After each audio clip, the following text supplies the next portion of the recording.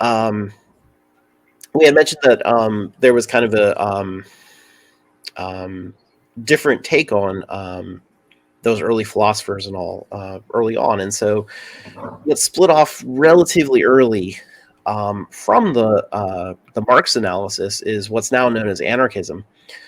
Unfortunately, a lot of people misunderstand the term anarchism. Through propaganda, a lot of people think that it means chaos and no rules and this sort of thing. It really just means no rulers. It's like a monarchy. Mono is the word for one, right? It's one ruler. Anarchy is no ruler. So it's not that there's no rules or chaos. It's that we don't have one person in charge who's like the king or whatever, or a group of people or whatever. We don't have that group that says we decide things collectively. That's what anarchism is getting at. So it is a form of socialism, but it's a little bit different from the Marxist-derived ones. Some of the early names involved in that is Proudhon, forgive my French, and Bakunin. I had to go get my Mikhail, who's named after Bakunin. There you go. I've got an eagle sleeping on the floor over there too. Oh, nice! I didn't realize that was their names. That's funny. So you also had this anarchist form of socialism, and they kind of disagreed with Marx a little bit on these three basic points.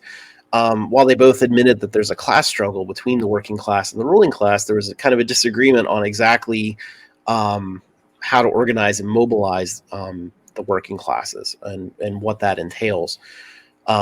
There's an argument over organizational form.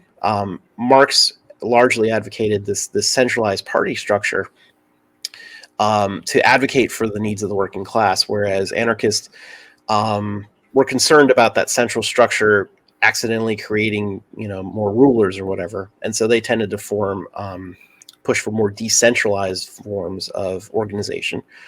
And then lastly, there's the question of the state itself, whereas Marx talks about a transitional workers' state. Again, anarchists are concerned about any type of state potentially leading back toward accidentally supporting capitalism reforming, and so they tended to be resistant to the idea of having a worker state and just kind of cutting out the state entirely, right? Just moving kind of straight into a socialist type of society. And there's disagreements there on the role of doing political party politics and participating in elections with your centralized party versus this more decentralized movement building approach. And so I think it's important too, I think, when talking about, the anarchist side, especially with the modern, misinformation and propaganda that's out there.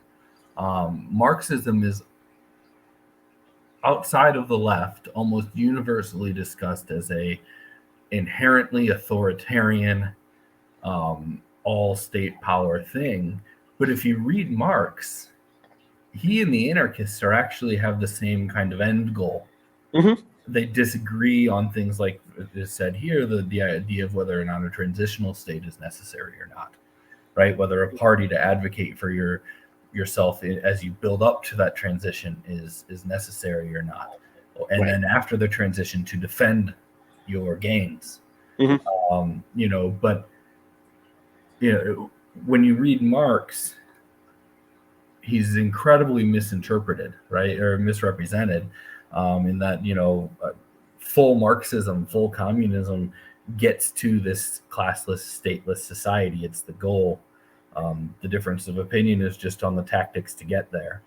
And then the other thing I wanted to say on this slide, because I can't not take the shot. Go for it. You've got Proudhon on here, and you have him as identified as mutualists, but he's also the person who coined the term libertarian. And anytime I meet an American libertarian, I love to ask them, "Oh, cool, so you like Proudhon?" And they almost never know who he is. And so I tell them, you should really read his essay, What is Property? Yes.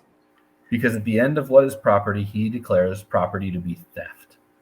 That private property in the capitalist sense, not your toothbrush, but owning 3 houses on your street to rent, is theft, right? And it just, I use it time and time again to lay out the point that American libertarians are making shit up to the point that they don't even know that the words they're using mean. They don't understand the history behind the words, and they don't care to, right? They reinvented and stole the word.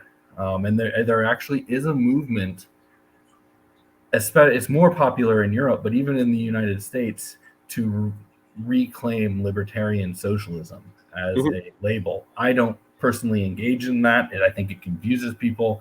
But like, there's a libertarian socialist caucus of the Libertarian Party, and my understanding is their whole purpose is to cause trouble based on the fact that the libertarians don't know what the word libertarian means, right? But yeah, no, Proudhon is one of my favorite, bullets when it comes to getting at libertarians.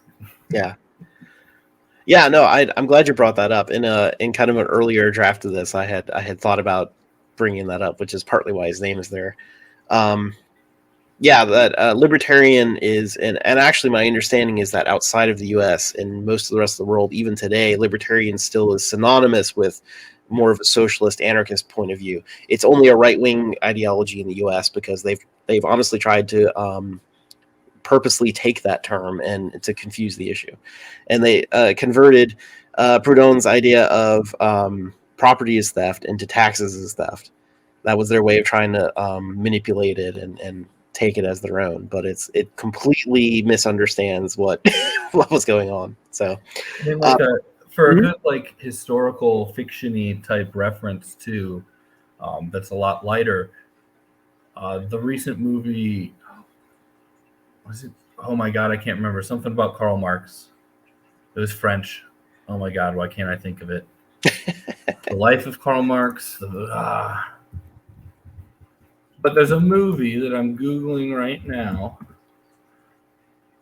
Young Karl Marx. I don't know why that slipped my mind. But the movie The Young Karl Marx, Proudhon, Bakunin, these people are in there, and you get to kind of see this tension as Marx, creates this revolutionary idea, and then fellow revolutionaries challenge, tweak, and move on, and the relationship that happens there. It's a cool little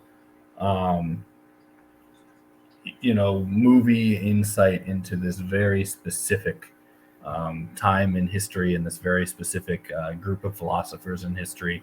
And Raoul Peck did a really good job with it, directing it. So. Yeah, cool. Maybe we'll air it on his birthday as I watch it together. That's a good idea.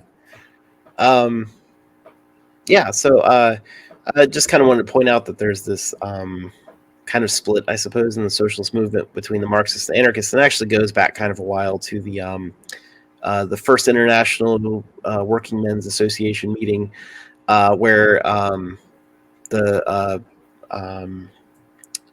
people aligned with Bakunin and actually Proudhon too, I think, got into a big fight with Marx, and they all yelled at each other about what's the best tactic, and a lot of the anarchists just walked out basically and formed their own, well, we're going to make our own international.